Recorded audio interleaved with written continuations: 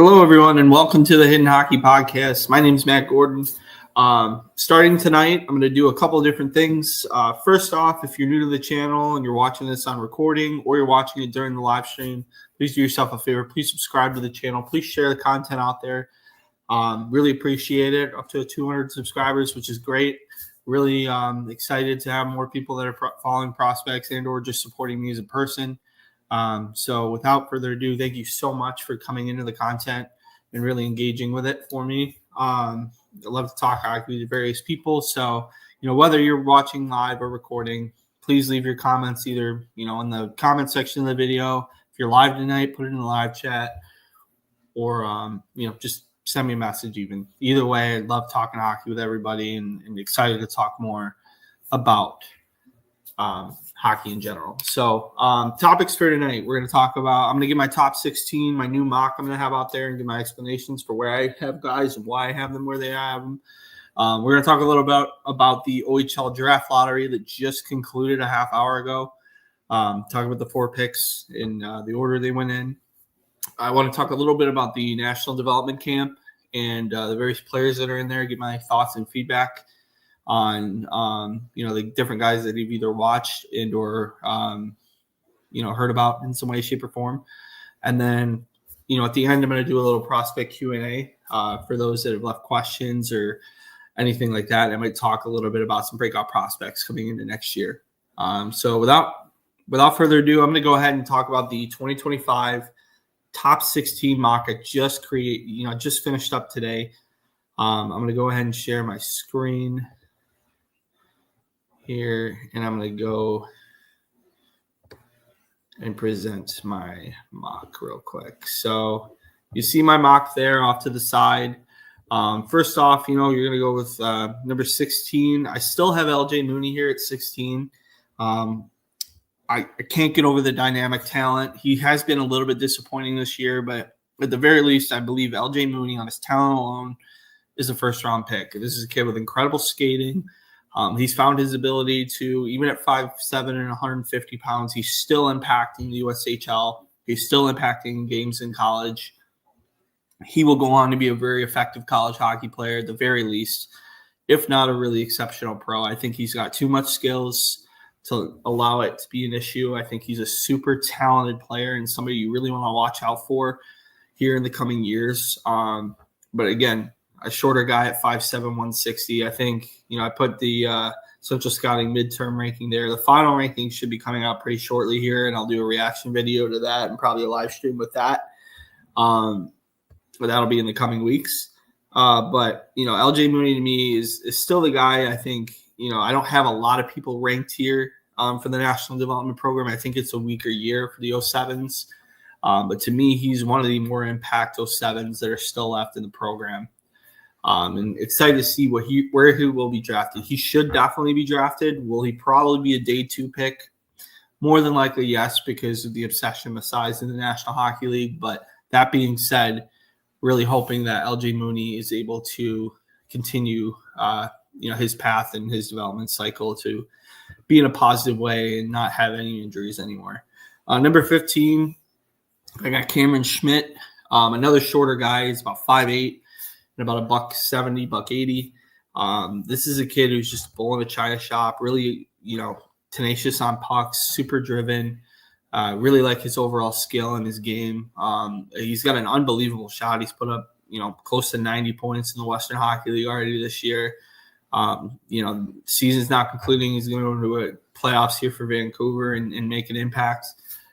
Very excited to see, at the very least, he's had a very good resume, and I think he's somebody who, again, bucks the trend, like an LJ Mooney or like an Adam Banach, who I have later in my ranking. I actually have him at 18. These 3 guys are all very talented players under 5'9" and under 180 pounds, but they're all impact players in the offensive zone, and they're all got very good defensive games as well. Craig Button's actually incredibly high on Schmidt. I believe he has him at 13 in his most recent mock that came out a couple of days ago. I'm very curious to see, what happens with Cameron. I think, another year of another year of WHL action will do him some real good. And I would expect him to be Pretty dominant player for the Giants, should he play for Vancouver next year. 14, I got Victor Klingsell. Again, a really aggressive rank here, but this is another shorter guy with good skill. He's actually a little bigger than these other three I just mentioned. He's 5'11" and about $160, $170. This is a guy who's a very perimeter player, but he's also very successful in terms of his playmaking ability and the way he handles pucks. I'm very excited to see where his game goes and develops. I think he's been not as impactful as I would like at the U20 level. He probably will play at the U20 level again next year. But looking at him from a projectability standpoint, I think juniors will be his last year. Next year will be his last year as a U20 player. And then I fully expect him to go and either play in the Allsvenskan or play in the SHL for Skellefteå. There's a lot to like with him. I think he's got a very pro-ready game. It's just a matter of getting the strength, getting the ability to get better, and, letting his game do the talking. 13, I'm going to go with Cam Reed here for Utah. These are all ranked based on the standings as of a couple days ago. But Cameron Reed is another guy, really impactful skater, super quick, very mobile too, really good three-way ability in terms of, being able to use his edges really well, a good straight line skater, and he's a great backward skater as well. I love his head for the game. I think he's very smart and very elusive. He's continued to be a high impact person in my viewing, in the opportunities and seeing him play in his overall game and stuff. I'm really excited to see where he goes from his development path. I think it's something that, I'm really excited what he's able to do for Kitchener next year. I think he's going to be probably their number one defenseman in Kitchener next year. And, somebody who's definitely going to be making an impact in the OHL next year. I would expect him to put up 80 to 90 points. I expect him to be a very impactful player for Kitchener and somebody they're going to lean on next year. With a lineup that isn't super strong going into next year, I think they're going to lose a lot of guys. But it should be very exciting to see what he's able to do in a leadership position next year in the OHL. Number 12 here, we got Ivan Ryabkin playing for the USHL in the Muskegon Lumberjacks. Obviously started the year in Russia, had some character issues, had some behavioral things going on. Has not come to North America and has made an impact. He's obviously it's a junior, where he was playing from the MHL to the USHL. It might even be a little step above where he was in the MHL. But looking at Ivan Ryabkin, this is a kid with a power game, super good skater. I really like his tenacity and the force he plays with. He's almost got a power forward breed to his game. There are times where he lapses in that, though, where he is not as aggressive as he should be. And given his body type and his size, you would think there would be an aggressive component or an element to his game. I don't see it as much as I would like to in the North American game so far. Obviously, he's still learning to play. He's only had probably about 15 games here in North America. But looking at Ivan Ryabkin's game, looking at what he's able to produce and the projectability that is there for him when he's 21, 22, I think there's a lot to like with him. I see him in a very similar way as a Vasily Podkolzin. I think he's got, even like a Valery Nichushkin style of game to his game. And there's a lot to like. I'm one of his believers, but there's a lot of detractors as well. But Ivan Ryabkin, at the very least, should be a day one pick. I have him aggressively ranked here in the top half of the first round, but I think there's a lot to like with him going in here. And I think he's a top Russian player out of this core. What I think is actually a pretty strong group of Russian players. Going into number 11 here, we're going to talk about Caleb Desnoyers playing for Moncton in the QMJHL. With Caleb, you got a really impressive player. He's somebody who all around, he's got really good skill sets. He's a great forechecker, really responsible defensively, good skater. I think his playmaking maybe is his strongest trait. Scoring ability has, if you're going to give a weak point to him, I think he could score more. But overall, an extremely smart player and a very projectable player in the National Hockey League. I think there's a couple of years, obviously, where he's still got to grow and get himself into some more competition and different things like that. And I think next year he's going to be probably one of the better players in the QMJHL. Just a matter of continuing to grow and have his development cycle really hit the way it should. But this is a kid who's extremely projectable in the National Hockey League. He's going to be a middle six forward, probably on your second line. And there's just a ton of really great pro habits he already has. So you're not teaching him much. He's just going to come in and be really, really a dynamic player. I just think, compared to the other guys I have ranked aggressively, I think that I have him a little bit lower than the public consensus does, just because I don't see this, 30, 40 goal upside that a lot of people are seeing. I see more of a 20 to 25 goal a season guy, and maybe somebody who puts up 50 to 60 points. It's still a really impactful player in the National Hockey League, but it's not this elite talent that you would take in the top 10. Hence why I have him here at 11. But with him at 11, probably in a stronger year, I'd probably have him closer to 15, 20.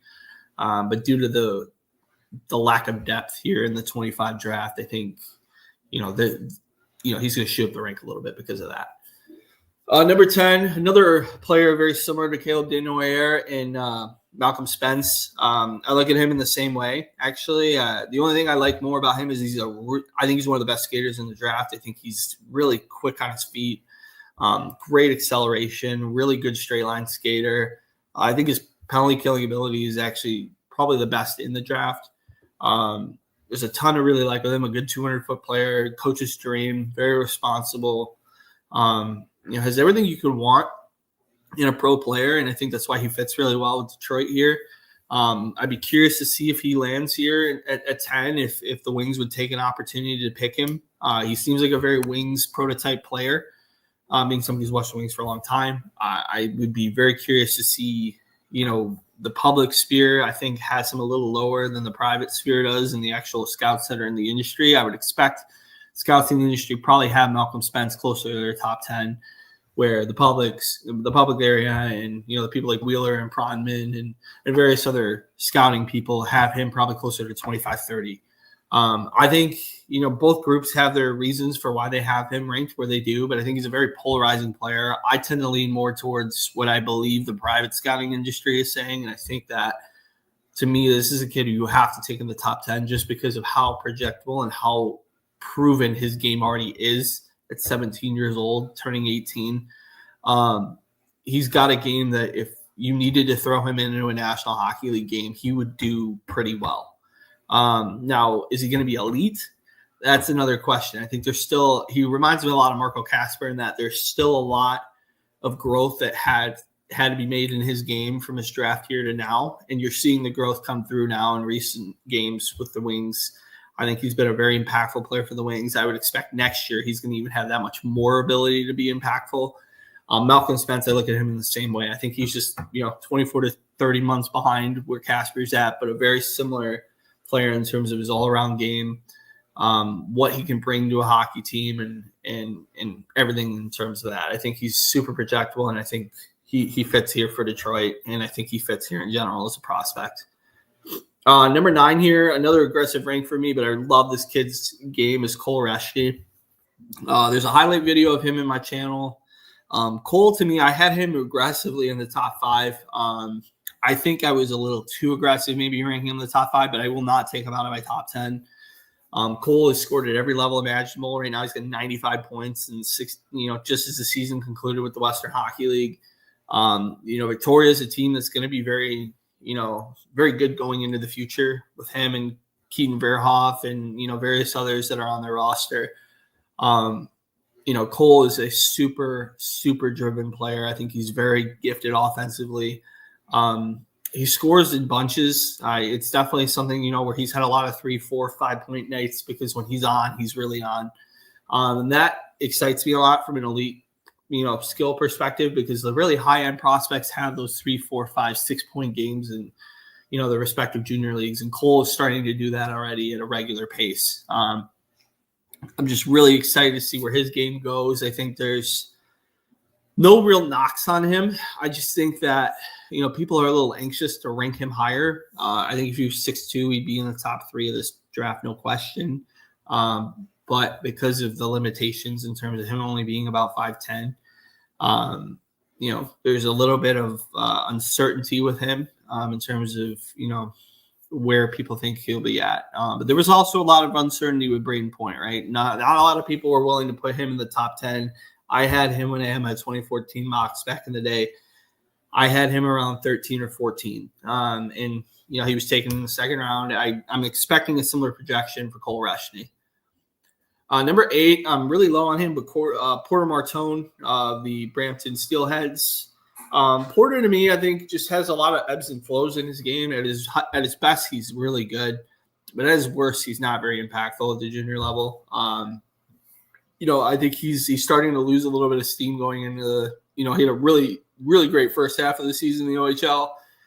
And I think the amount of games being played is starting to get to him a little bit.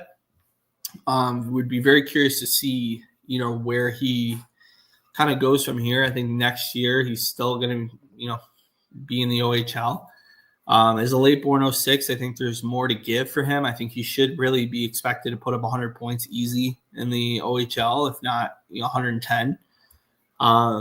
To me, he's got to enforce his will a little bit more at the junior level. He's a big kid. He needs to know he can use his frame and be a very strong player.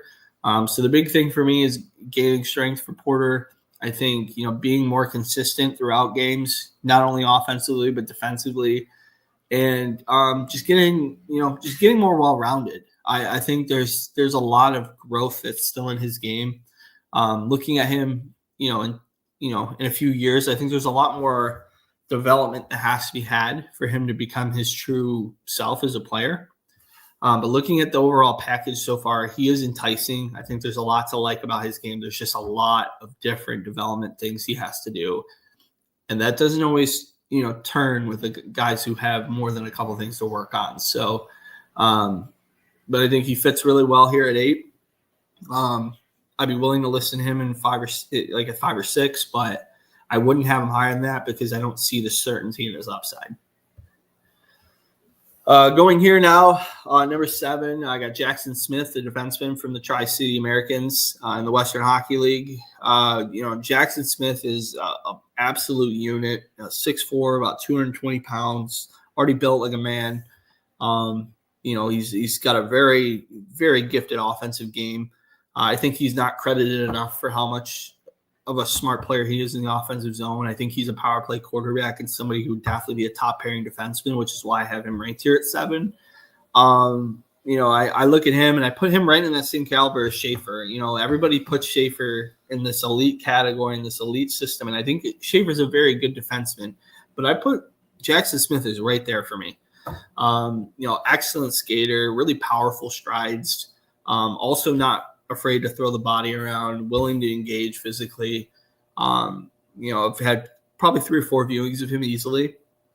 And every time I come away that I watch a game of Jackson Smith, I look and I say, he made an impact in that game. He did something that was either really memorable or he found a way to enforce his will into a game. And the truly elite players do that. And, for Jackson Smith, I think he's going to be a guy who is going to continue to rise up boards. I think he will be somewhere in this top 10. I hate to say it, but I'll be the one saying I told you so during the live stream during the first round. So, Jackson Smith to me is one of the more exciting prospects out of this draft class. To me, I think he's right below where Schaefer's at, but not much more. And there's a really enticing package there with Jackson Smith. Number 6, Roger McQueen. He would be number 1 if it was made up for names in the draft. But, Roger is a guy who's 6'6" and 200 pounds. Physically, he looks like a man. But, you look at him closer, he still looks like he's 15 or 16 years old. A few years ago, I think people thought it was a joke when they showed he was drafted in the Western Hockey League. I think they thought he was 10 years old just because of how young he looked in the face. But, this is a kid he's come off a major injury. He is just now getting back in the Western Hockey League, averaging over a point per game since he's returned. Continuing to show that he's a really impactful player in the Western Hockey League. He's had a few years now in the Western Hockey League, and I think he will, for Brandon next year, he's going to be their main piece. He's going to be their guy they're going to lean on. And, you're hoping for maybe 110, 120 points out of Roger McQueen, right? Roger is, a very impactful player. He's everything I think I wanted Michael Rasmussen to be. A really big force, good net front presence. But he's a really great skater, even at his size at 6'6". I watch him and I've caught a couple strides of his, and, I'm really impressed in terms of what he brings from a straight line perspective. And, he's quite agile for somebody who's 6'6" as well. Somebody you definitely want to watch and look out for here in the, the coming years. But, I think next year is going to be the year where he really takes off. And that's why I have him aggressively ranked here at 6. Would be willing to listen to him at 4 or 5 even as well. I think, had he played a full year, he might be closer to that in my opinion. Number 5 is Victor Eklund. He's played the pro level here for a while now with Jer Gardens. Him and his teammate Anton Frundell have both done an incredible job of managing the pro game in Sweden. And, with Victor, I look at him as, equally as good as William. I think he's, I was a little less sold on him until I caught some recent highlights of him and different things I've seen in his game, and I like the improvements he's had. I think the program's done a lot of good for him. I think, the SHL might have been too much for him, but the Allsvenskan has been a perfect development opportunity for him and Anton. With Frundell, you're getting a really skilled playmaking forward. You're getting somebody who, can really bring it all the time in terms of his energy and his intensity. Good skill in front of the net. He can make really great passes, cross-seam passes, behind the net. He can, anywhere he needs to make a play, he can make a play. And he makes something out of nothing more times than not, even at the pro level. I have a ton of time for somebody who wants to talk about Victor Eklund. I think he's going to come in and, of the guys who I think are NHL ready, him and Frundell are the 2 guys that are right up there for me personally. Going into, number 4 here. Sorry, random notification there. Number 4, I got Matt Schaefer. I've talked about him ad nauseum. Had a couple arguments during the, his highlight reel that I put it up on online, and very curious to see what he's able to do when he returns back from injury. I think there's still a lot that I have to see in his game in order to consider him a really elite player. Should be really interesting to see what kind of game comes out for him. I think there's still a lot that he has to prove to me to show that he's the number 1 defenseman. But what you're getting with him is a really skilled skater, arguably one of the better skaters in the draft. I think his offensive game, to me, I think still leaves a lot to be desired. I think he's a good offensive player, but he's still got to do this at the junior level at a consistent basis. The World Juniors is going to be a very important tournament for him next year, as well as, playing a full OHL season. But I like his overall game in terms of, really good stick defensively. I think he's, in terms of his defensive game, he's very advanced. I think offensively, there's still more that he has to give me, but, he's very shifty in skating, very elusive in terms of his overall game. He definitely will be a top 4 defenseman. I'm not sure if he's a top pair defenseman. We just have to wait and see on that. But I'm a little more bullish, in which I think he's definitely a top 5 player in this draft. I'm just a little more bullish on Smith as opposed to Schaefer personally. But either way, Schaefer is a very elite player, somebody you definitely want to watch out for in the coming years. And, should he be able to come back and have really good success after his injury, will probably prove me wrong in terms of he probably should have been ranked 1 or 2, like the rest of the scouting community has him in. Number 3 for me is Anton Frundell. Best second half of any defenseman, best second half of any player that's in this draft. Has come back from injury and has just been really very impressive coming into the Allsvenskan level. A couple games I watched of his, he's jumped off the page. Really impressive in terms of, gained that ability I thought he had, coming into the, the World Junior A under 19 tournament, Ivan Helenka when he was really dominant. That kind of player was a number 1 or 2 player for me. I actually had him right there with Hagens at the start of the year, with, some days me thinking that he was better than Hagens. To me, I think there's more ability with Frundell than what he's led on through the year. I look at him and I don't see Matt Sundin necessarily, but I see that frame and I see that ability. just to a much lesser degree. But I like him a lot. I think he's very, all around, he's very solid. His skating could be improved a little bit. I think he's still an NHL capable skater. I just don't think he's like an elite skater. And he never will be. But, you watch his ability to score goals, very good hands and tight. I think his overall skill set is super impressive as well. And it should be exciting to see where he goes in his overall game going into next year and beyond. I think he's somebody who, I have him at 3, but if you can get him outside of the top 5, I think you're getting a really good player.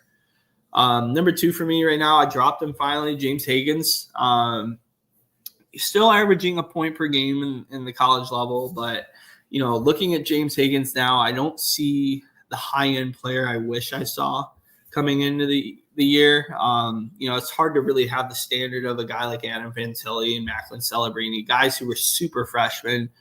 I was expecting Higgins to be of that level. I don't think he's shown that. It could be because of the talent around him. He's got a very loaded team in Boston College. But, that being said, I think James Higgins is a very, very good player nonetheless. I think he's still got the Patrick Kane skill set that everybody oozes over. I thought he had a great World Juniors. His season this year has been a little bit disappointing outside of the World Juniors, but honestly, in this draft class, having him lower than 2, I think, is a disservice to his ability in his game. I think he's a very high-end thinker. I think he's a great playmaker. I think his shot is very underrated. Very shifty in terms of his skating, really uses his edges really well. There's just a ton to like with him. I just think that, the production needs to come into play. And, because of that, I have him dropped a little bit. And then finally for me, number 1, Michael Misa is coming to the player we all expected him to come when he was 14. He's 130 points in the OHL, which is just insane. Reaching levels that, John Tavares and Mitch Marner and Connor McDavid had all hit that kind of production going into their draft year. His progression from Memorial Cup last year to now has been very much a number 1 overall track. And I recently caught a viewing of him, and he's too good for juniors already. Like, he's already too good. I think if he can continue his trajectory and his ability to grow his game, I think, at the very least, I think the NCAA could come calling, and I think he might, end up at, BU, BC, Michigan State, Denver, somewhere at one of those schools and be a really impactful freshman. To me, I think his production, I try to compare him and Higgins. They were both very close for me at 1, but looking and seeing the production that Higgins has had compared to Misa, it's not even close. I think, Higgins probably would have come into the OHL, maybe got 90 or 100 points based on how the way he's playing right now. But Michael Misa has come in and been a super impactful player at the OHL level now for a few years. I thought he was very impressive in the Memorial Cup, and then coming into this year, has been him and Zane Parekh have led Saginaw to where they have been. And, I think they're going to be a threat again this year in the OHL playoffs. I think it's really impressive to see what he's been able to do in his overall game and where he's grown.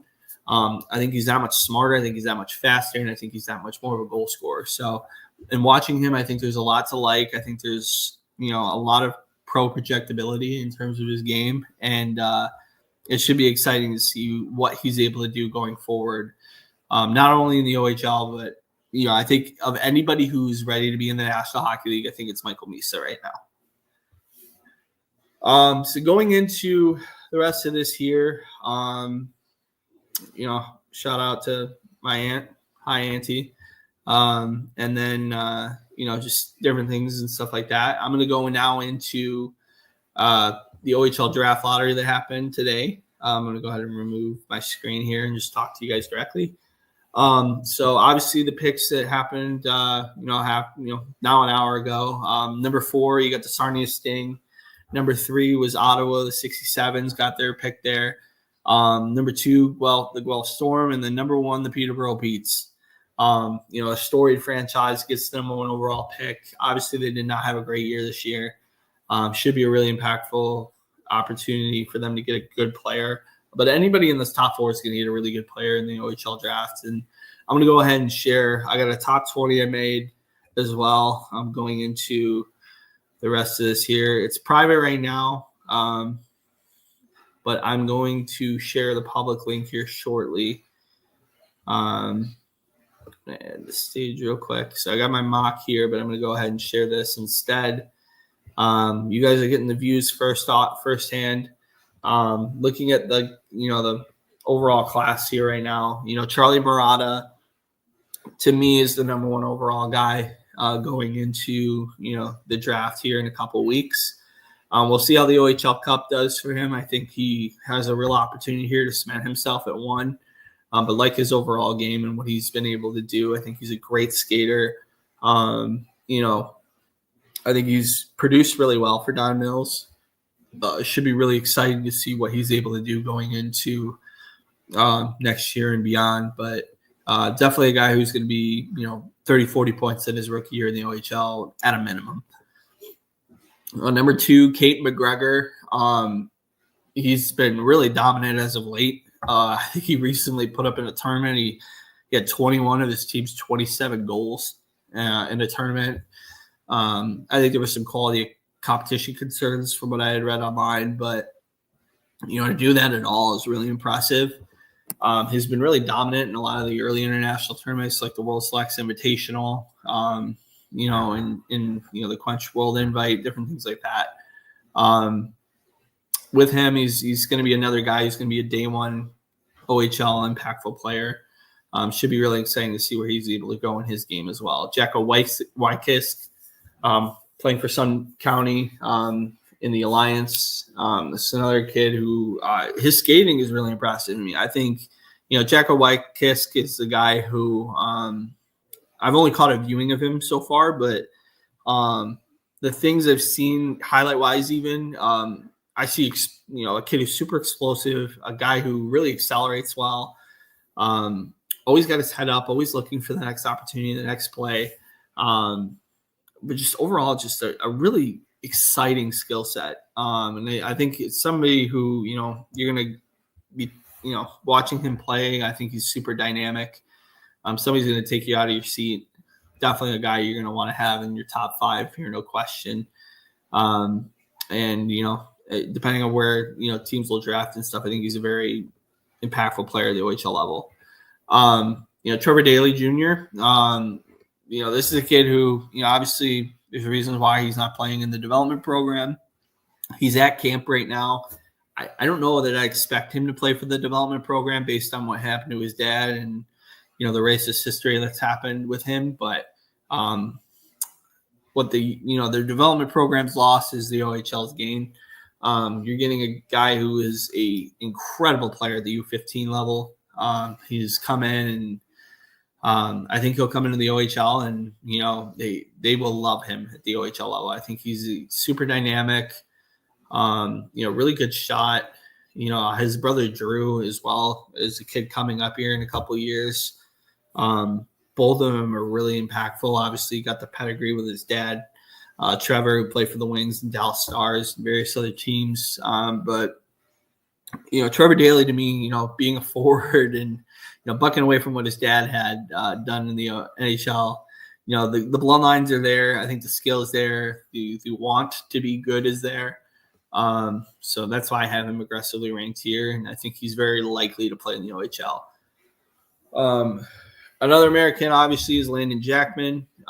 He was not invited to development camp, which was very surprising. I'm going to get into that a little bit more later. Another guy who at the Maha State playoffs was super dominant. 2 points a game for Little Caesars. Really incredible player in terms of his overall skill set. Very mature already at 6'4" and 6'3" and 192 pounds. Sorry, just happened to read that. But just a lot to like in his game. Very power forward style game. Not related to Barrett Jackman, for those who don't know. But a guy who I have a lot of time for. I think he's going to be very, very pro ready and, should impact the OHL very quickly. Ryerson Edgar, this is a full steam ahead kid. Not the biggest kid in the world. Great ability, though. Super mobile. Quick feet, quick hands. Very cerebral player. He's going to beat you physically, but that's why he's going to work on that in the OHL level. Should he find his game and find his opportunity to, get stronger and get more demonstrative, I think he will come into the OHL in a couple of years and be dominant. Really like his game and his overall skill set. Number 7, Kingston Harris. This is another guy similar to Kane McGregor, dominated a lot of the youth tournaments in terms of the Pee-wee, the Quebec Pee-wee tournament, the World Selects Invitational, the Quench World Invite, various other summer tournaments and different things that are for elite youth hockey players. He's come in and he's been really impressive in all of them. He's listed there at 5'5" and 134. I think he's closer to 5'8". I think it's an outdated metric there. But a guy who has done it at every level possible. And obviously he's probably had a really good GTHL career as well. With the GTL, obviously you don't have stats available. So I'm going off of viewings and different highlights I've seen, but it should be interesting to watch and see where his growth is there too. Cooper Okawa, I have him here at 8. After 7, I didn't really rank these guys, if I'm being honest. I think the top 7 are pretty solid in terms of where I think, their projectability is at. I think they're all going to be guys who are going to be in the top 10. But Cooper Okawa was kind of my first kind of gap player. I've only really caught one viewing of him, but I came away really impressed by him because of his just the way he thought the game. I thought he was very, he always seemed to be a couple steps ahead of his opponent, not necessarily offensively, but just in terms of reading the play. I thought his IQ was very, very advanced for a kid at 14, 15 years old. And watching his game and his growth, I think there's just certain things he's going to have to learn. But that was a big takeaway for me from watching, the little things I've caught of him.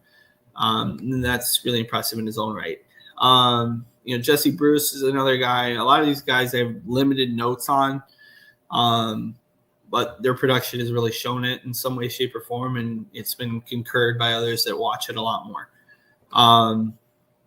Tyler Lee's another guy. The two guys who they seem like they're always together in some way, shape, or form, Jeremy Freeman and Michael Tang, 2 guys that are both very impressive players and impressive teammates. They've played in the World Selects Invitationals. They played in a couple of different tournaments with each other, and they both have had really impactful, tournaments together, scoring 2-3 points a tournament together with the both of them and being really impactful players in their own rights. Brock Chitteroni, his brother Hudson is another guy who's a very impactful player as well. Already playing in the OHL, but Brock Chitteroni is a guy who I think he's better than his brother. I think he's somebody who will come in at the OHL and be a very impactful player very quickly. He's already played at the U16 level now for 2 years. Has proven it with a point per game both times. Should be really interesting to see where his overall game will go, but a lot to like with Brock Chitteroni. I think there's just more growth and, letting puberty happen basically for that kid. Johnny McLaughlin, he's an interesting prospect in that he's already played junior A hockey in the same way.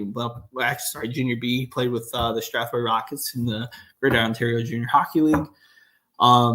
Has had a lot of injury issues, though, for a young player. He only has played in a couple of games this year. Last year, he was playing as an underager at the under-16 level and played really well. But the fact that he was able to hang in the junior A, junior B circuit as a 16-year-old is pretty unbelievable. I think actually when he played the game, I think he was 15. That in itself is really impressive. And I think there's some more growth to be had with Johnny McLaughlin. So, he probably won't be a guy who's picked in the first round. I think he'll probably be a guy who's a 3rd or 4th round pick in the priority selection, but should be really interesting to see his game and where he goes from here. Some other guys I had mentioned here, these next 6 are all guys that are really impactful, guys who they're commonly listed as top players in this draft. Cameron Warren, again, is another guy. Cameron Warren's already played at the junior A level for the Toronto Patriots. Has been in AP a couple of different situations. It should be really fascinating to see where his game goes, and he's a bigger guy. I think he's height and weight are listed there, but I want to say I've seen him listed at 6'2" and 200 pounds. Just a bull, absolute bull in terms of his physicality, great skater. Isn't afraid to get away from anybody. He's not afraid to engage in physical games. That's why he's able to play at the junior A level. It should be really fun to see where his growth goes, and a lot to like with him. If you're wanting somebody who's going to come in and eventually be like a Wayne Simmons or a Milan Lucic style player, you're looking at Cameron Warren. Keaton Ardaugh, another guy who is another high skill guy. I think he tends to sit too much in the perimeter, so he's got to learn to score in more conducive areas in the OHL level. But somebody who's definitely very highly thought of. And then going into the rest of these guys here, a couple of guys, Cannon Thibodeau, his brother, has played for the Flint Firebirds of the OHL. Cannon is a dual nat. He's American and Canadian. He didn't get invited to the U.S. development camp. So, Cannon is a guy who I think is going to be playing in the OHL, playing for a great program in the Toronto Marlboros. Obviously, they produced the likes of McDavid and Sam Bennett and a few others that have, and Sam Gagner and John Tavares and a few others that have all gone on to play really well in the National Hockey League. Lots of like with them there. Peter Green, I think, is the main defenseman that everybody keeps talking about as being the first guy to be selected in the OHL priority selection, OHL priority selection rather. Everything I've heard about this kid is a good skater, good head on his shoulders, good first pass, power play quarterback kind of guy. All of that seems very projectable. The other two, Alexander Sementsov, he's a Russian kid who came over a couple years ago to play in the OMHA, had 80 points in 32 games, or something like that. I don't remember if that's the exact stats, but 2.5 points per game at the OMHA level. I don't care who you are. That's really impressive. Has been deemed to be OHL draft eligible because he's been in the OHL area for 2 years, despite the fact that he is Russian born. Everything with him is, your typical Russian traits, good skater, really good offensive game, good ability, but also ability to come back and play defense. And then one guy here that, has some NHL bloodlines as well, also played with Trevor Daley, is Chris Barch's son, Kane Barch. This is a guy who I've been told is very elusive. Not elusive, sorry. He's very aggressive, very much a power forward, willing to engage physically. Very strong player for a kid who's only 16 years old. He's probably already got 18, 19-year-old strength. Been a very important piece for the Huron Perth Lakers. They've won a couple tournaments just because of his game and what he's been able to do and the impact he's made, at the alliance level. And, should be really interesting to see where he goes in terms of his overall game as well. So I'm going to make this public here, and that way we can have this, a little bit more out there, and, people can get the opportunity to see this ranking. But that's my debut in my top 20 for this year's draft, and I'll probably have that set up and probably do a live stream of the draft here in a couple weeks. Now I'm going to go ahead and share my screen here. And, speaking of Kane Barch, just was talking about him. He's at the National Development Program. I don't know that he's going to necessarily make the National Development Team just because of the OHL threat. I think he seems like a guy who's more than likely going to play in the OHL. That's why I have him in my mock in the top 20, because I think he's of that ability. But he's apparently had a really good national development camp. Should be really interesting to see where his game goes and what he's able to do. Him and Trevor Daley Jr. are both there. So it should be fun to watch them play. Ty Bergeron, another kid. He's one of the few Michigan-born kids that are invited to camp. Apparently he's had a pretty good camp so far as well. I think, the likelihood of him making the roster, I think, is very possible based on, his production and what he's done for Honey Baked at the under 15 level. Should be really interesting where he goes from here. I don't have info on Johnny Bladeau, so I won't speak on him. Gavin Burkar has been super impressive in the last, couple years in terms of really been one of the elite scorers at the U15 and U14 levels. I think he's a very likely candidate to make the development program and play for the under-17 team next year. Nolan Fitzhenry is, I think, going to be one of the more impactful players. If you're looking at guys who are going to be top 3 players, Nolan Fitzhenry fits the bill pretty easily. He was a guy who, has done really well at Shattuck St. Mary, played for the U16 team, played up a little bit. I think he, next year, if he doesn't play for the National Development Program, I think he's got a very good likelihood of playing for the prep team at Shattuck St. Mary. So either way, he's going to have a really good development opportunity. And definitely one of the more promising 2009 born players in not only the U.S., but North America as well. Colton Lean is another guy here that I want to talk about. He's a very impressive player, somebody who's definitely going to be in the middle six here on the roster. I think he'll definitely be a guy who makes the team. Just somebody who I've caught an eye on quite a bit.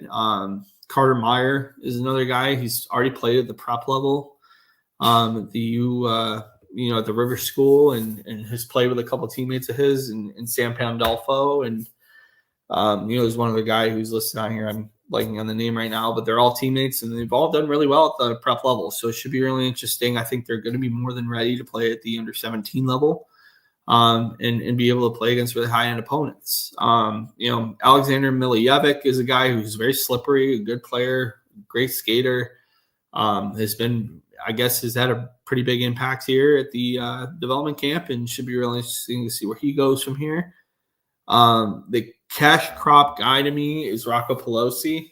This kid has been super dominant for Mount St. Charles and their restructuring and their rebranding of becoming one of the more elite academies. Mount St. Charles also produced guys like Brian Bedard, Brian Boucher, and a few other prospects that have come through, and they were a really dominant academy in the early 90s and now just refining their game after they lost themselves a little bit in the 2000s. But Rocco Pelosi's put up 150 points this year. I think he put up on another 140, 150 last year. Far and away, I think the best 09 out of this group. Definitely a top 5 kid for the 27-28 draft. The 2027 draft. Definitely likely to be a top 5 pick and the clear star, I think, out of this class.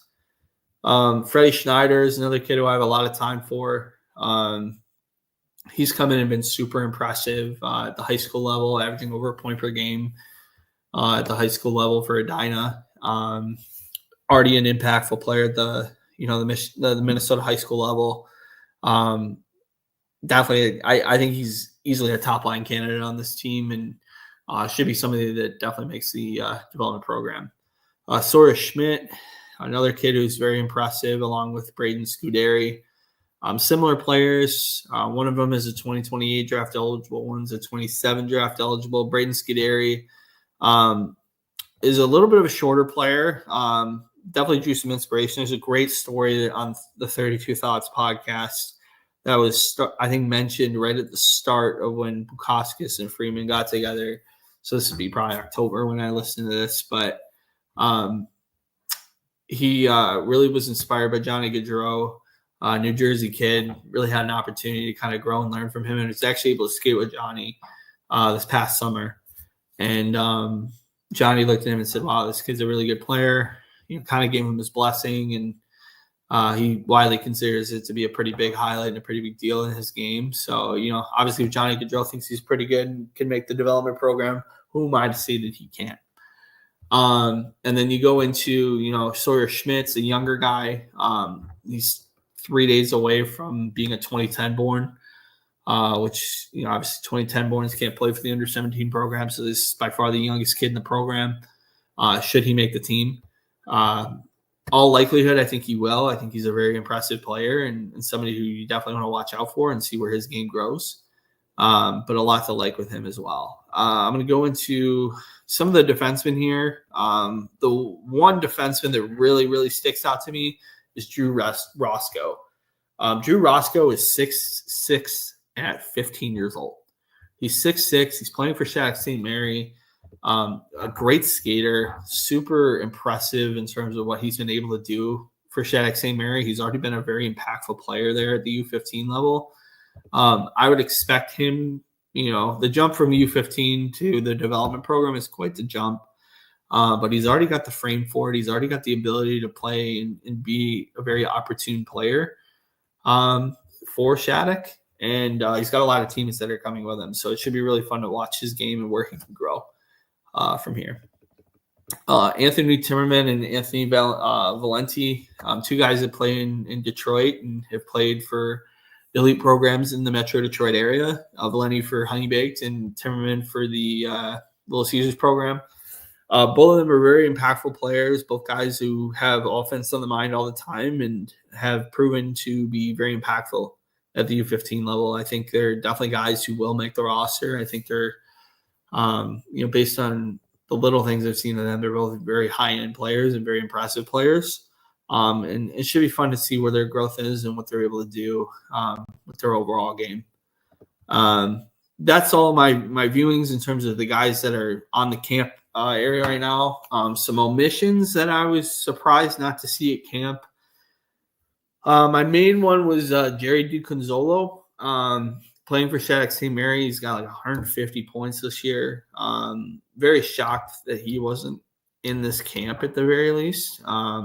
I think some USHL team is going to really want to swoop him up, and I would expect him to be a first-round candidate in the futures draft coming up here in a couple weeks. Ethan Sung's another player that I really was impressed with as well. Grady Schaefer is another guy who I have a lot of time for. Sasha Abelinsky is another player. Griffin Story is a really impactful defenseman that was impressive to watch as well. Mitchell Mars playing on the west side of Michigan. Another player, Charlie Barnes. And then finally, another player I want to mention is Chris Corey, who's a goaltender who has shown and proven really well statistically. And I thought he was a guy who definitely could have been at this camp. So going through those, I went through the first three topics so far. My stepdad comments on here. What up, hockey boy? What up, Brian?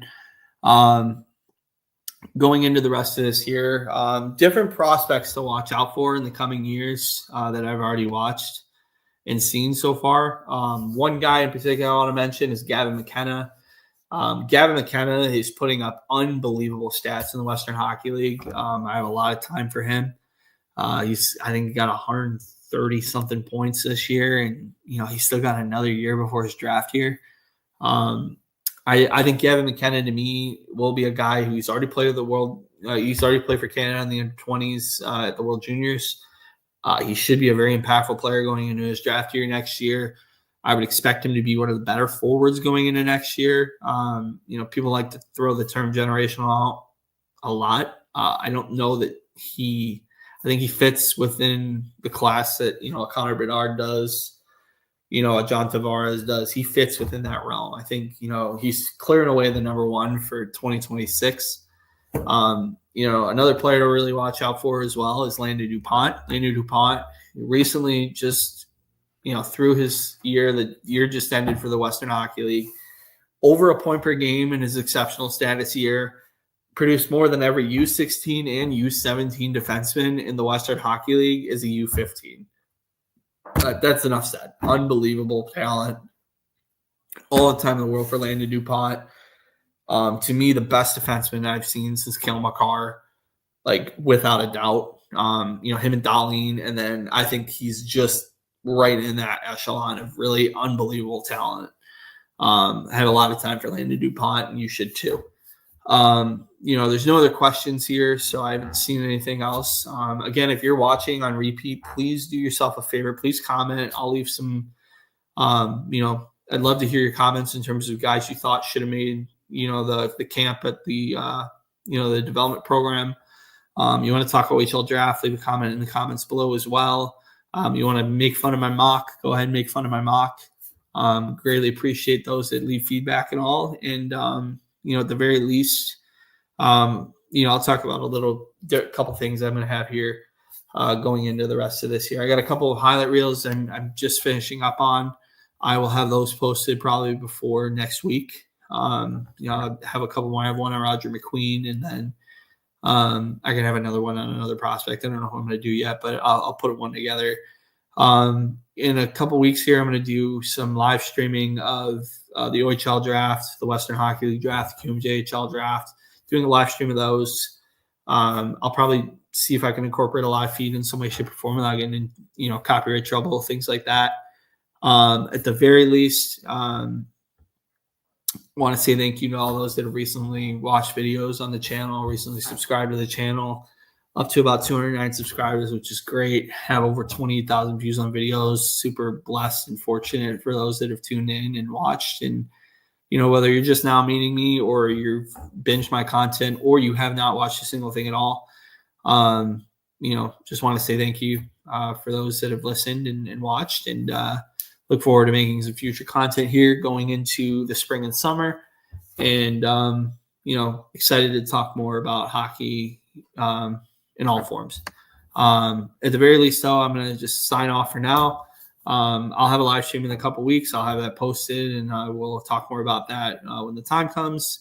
But until then, thanks and see ya.